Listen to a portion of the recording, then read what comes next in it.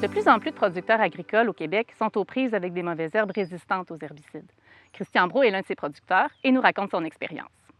La petite herbe à poux dans le soya, c'est vraiment quelque chose qui peut être problématique si ce n'est pas contrôlé. Un, parce que ça peut affecter drôlement le rendement. Puis deuxièmement, au niveau de la récolte, quand il y a beaucoup d'herbe à poux, ça va tacher la graine. Puis quand on est en production de soya IP, il faut que la bine soit intacte et il n'y a pas une grande panoplie d'herbicides qu'on peut utiliser. Au début, on commençait à avoir de l'herbe à poux dans un champ plus que les autres. Nos traitements étaient inefficaces. En 2015, on a décidé de faire des tests de résistance au groupe 2 et on a reçu les résultats. C'était positif. La problématique de l'herbe à poux résistant au groupe 2 provient, d'après moi, d'une partie des terres qui sont louées depuis quelques années. Historiquement, ces terres-là avaient des conserveries qui étaient faites de manière assez intensive. Ce n'était pas une coutume de faire des cultures de couverture après la récolte. On laissait les champs à nu. À ce moment-là, les mauvaises herbes avaient le champ libre pour créer leurs graines, les rendre à maturité. Ce qui fait qu'une ferme va voir l'herbe à poux proliférer. C'est ces méthodes de lutte qui ne sont pas assez diversifiées. C'est une répétition des herbicides du groupe 2. Même s'il y a une rotation sur la ferme, on peut aussi répéter les herbicides du groupe 2 dans le maïs. Donc, on a une prolifération de l'herbe à poux résistant au groupe 2 dans le soya. Et puis là, elle prend possession de la ferme, elle est disséminée par la batteuse, elle voyage. Bien, déjà, le désherbage du soya de consommation humaine, ça a toujours été assez important comme dépense d'herbicides parce qu'on utilise souvent des cocktails d'herbicides. Maintenant qu'on a enlevé le groupe 2, on utilise d'autres groupes. Ces herbicides-là ne sont pas moins chers. Les groupes 14 qui sont utilisés doivent être particulièrement précis lors de l'arrosage. Si elle est trop grosse, on va avoir des échappées. Si elle est trop petite, on va manquer ceux qui ne sont pas encore émergés. Les groupes 14 peuvent quand même stresser aussi le soya.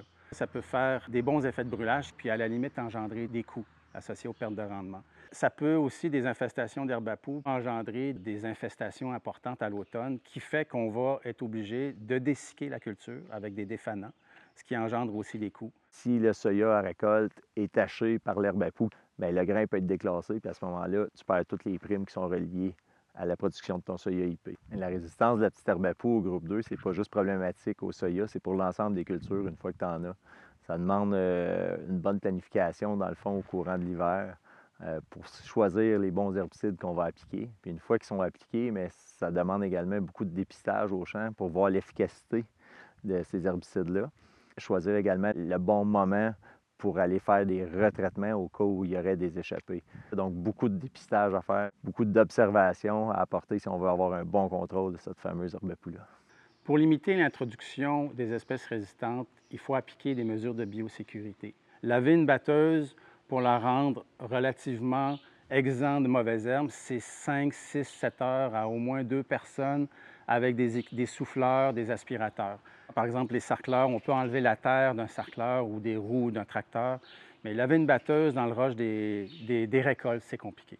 Suite aux difficultés de contrôler nos mauvaises herbes, bien, on cherchait des solutions pour essayer d'améliorer notre efficacité. Ça s'est résolu par l'achat d'un sarcleur pour travailler l'entre-rang. On a équipé le planteur de buse à l'arrière, donc au semis, il y a une application d'herbicide résiduel qui va être mis sur une largeur de 5 pouces de chaque côté du rang, mais il n'y a aucun herbicide qui est appliqué dans l'entre-rang. Par la suite, normalement environ un mois après, on va aller passer un premier coup de sarclage pour nettoyer l'entre-rang. L'avantage qu'on a avec le sarcleur, c'est qu'on peut également revenir traiter sur le rang s'il y a des échappées. Mais on coupe encore du 2/3 les frais au retraitement, dans le fond, là. Puis pour la même efficacité, puis on nettoie l'entre-rang en même temps. On croit beaucoup au système culturel, on croit beaucoup à la nature du sol. Pour la terre, qu'est-ce qu'on va léguer aussi aux futures générations. La philosophie en arrière de ça qu'on s'est dit, c'est que dans le fond, une mauvaise herbe résistante aux herbicides, il y en a, mais résistante à un sarcleur, c'est quand même pas mal plus rare, là. Des solutions adaptées à votre entreprise existent pour prévenir et gérer la résistance des mauvaises herbes aux herbicides. Et en les implantant, du même coup, vous réduisez les quantités d'herbicides utilisés. Dans le cadre du plan d'agriculture durable, le ministère de l'Agriculture, des Pêcheries et de l'Alimentation accompagne les producteurs agricoles dans l'adoption de pratiques durables. Vous pouvez obtenir de l'aide financière et technique et accéder à de la formation. L'équipement utilisé par M. Brault a été financé en partie par le MAPAC. Pour en savoir plus et connaître les programmes disponibles, consultez un conseiller ou une conseillère régionale ou encore visitez notre site Web.